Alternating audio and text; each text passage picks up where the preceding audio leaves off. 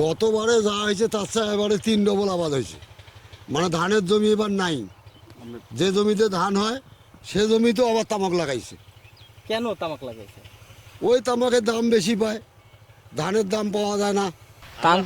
তামকু আবাদ এই কারণে করতেছে, আগামীতে তামাকের দাম বেশি ছিল বিধায় কৃষকের পোষাইছে, কিছু লাভবান হয়েছে, এই কারণে আমরা তামাক গাড়ছি। আগে তো এলে করি নাই। আগে আমি ওই আলুই আবাদ করছিল, এবার আমি এই তামকু আবাদ করছি। আর আলুর বীজের একটা সমস্যা, আমরা যদি এখানে আবাদ করি কলেস্টারে যাই 60 কেজি আলু তুই 400 টাকা ভরা, এই জন্য আমি মনের খাতে এবার আলু আবাদ করিনি। 400 টাকা ভরা, বাপরে বাপ, 400 টাকা সময় তো হয়ও না, সারের দাম বেশি, 400 টাকা একটা স্টোর ভরা 60 কেজি আলু, সেই জন্য ওখানে গেছি আর গাড়ি নেই। গতবার চেয়ে এবারকার বেশি তামাকের আবাদ। তামাকের গতবারকার টাকা পাইছে, আর সুযোগ সুবিধা পাইছে, সার দেয়, তারপরে ঔষধ দেয়, বীজ দিচ্ছে। এটার আমরা সার কিস্তিতে পাইছি, যখন তামাক দেবো আমাদের টাকা তখন কাটিয়ে নেবে। এমনকি আমরা যদি আজকে যদি বলি আমাকে 10,000 টাকা লাগবে তামাক দেওয়া, তামাক যখন আমি ওই পার্টিকে দেবো তখন আমারটা ওই 10,000 টাকা কর্তন করবে। সরকারের যে মনে করেন সার, বীজ, পানি সেচের যাবতীয় সুযোগ থাকলে আমরা ওটা করতাম। আর এমনকি এই সময় এই যে আমরা বলেন যে আলু এই সময় আমাদের কাছ থেকে 15 টাকা 16 টাকা কিনতেছে।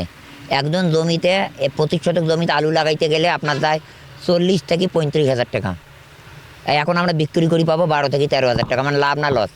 এখন শরীরের জন্য ক্ষতিকার, পরিবেশের জন্য ক্ষতি করে। এখন তো আমার অভাবী লোক, আমার পয়সার দরকার, যতই ক্ষতি হয় না কেন আমার তো পয়সার দরকার। এখন ইলের প্রশ্নে পাইকার বাড়িতে এসে নিয়ে যায়, পোষায় 150 টাকা, 200 টাকা, 500 টাকা কেজি দেয় সময়তে। এই জন্যে গৃহস্থ মিলে পোষা আমরা তামাক আবাদ করতেছি। সরকার যদি এই ফসল উৎপাদনের জন্যে অন্য ফসলের ব্যবস্থা করে তাহলে আমরা এই ফসল আবাদ না করব।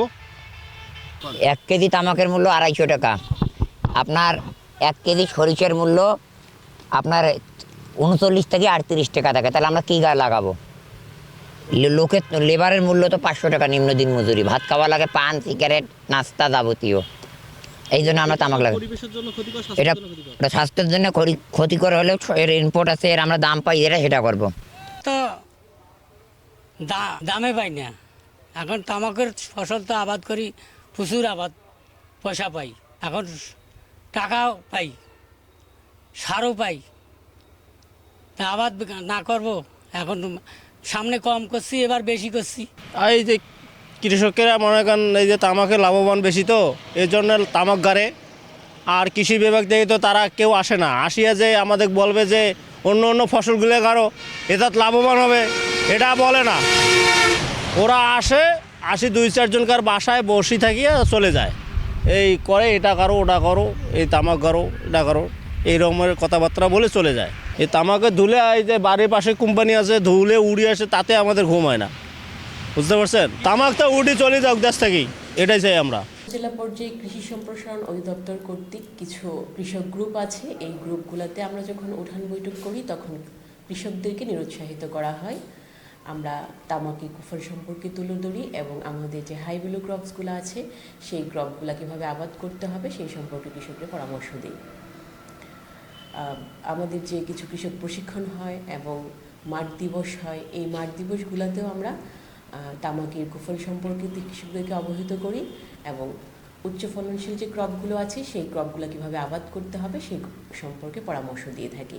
অ্যাকচুয়ালি কৃষকরা যদি তামাকের যে ভ্যালুটা আসে, এই ভ্যালুটা যদি অন্যান্য ক্রপস ক্ষেত্রে আমরা নিশ্চিত করতে পারি, তাদের পণ্যের যদি বিক্রয় মূল্য ঠিকভাবে পায়, তাহলে কৃষকরা আপনার এই তামাক চাষ থেকে সরে আসবে।